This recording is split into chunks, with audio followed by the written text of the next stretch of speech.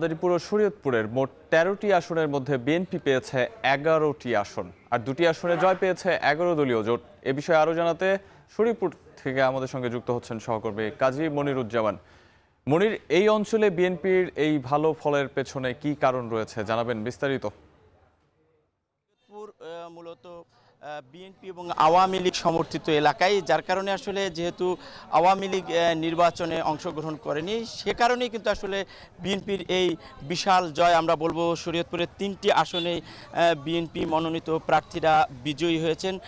এছাড়াও আমরা বলবো যে শরীয়তপুর শুধু নয়, এই অঞ্চল আওয়ামী অধ্যুষিত এলাকা হওয়া সত্ত্বেও কিন্তু আমরা দেখেছি যে শরীয়তপুর, ফরিদপুর, মাদারীপুর এবং গোপালগঞ্জের যে ১৩টি আসন রয়েছে তার মধ্যে ১১টি আসনেই বিএনপি মনোনীত প্রার্থীরা বিজয়ী হয়েছেন।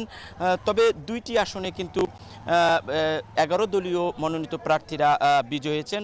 মাদারীপুর ১ আসনে খেলাফত মজলিসের সাইদুদ্দিন আহমেদ এবং ফরিদপুর ১ আসনে ১১ দলীয় মনোনীত প্রার্থী জামায়াতের ডক্টর ইলিয়াস মোল্লা, এই দুইজন প্রার্থী কিন্তু এই অঞ্চলে বিজয়ী হয়েছেন।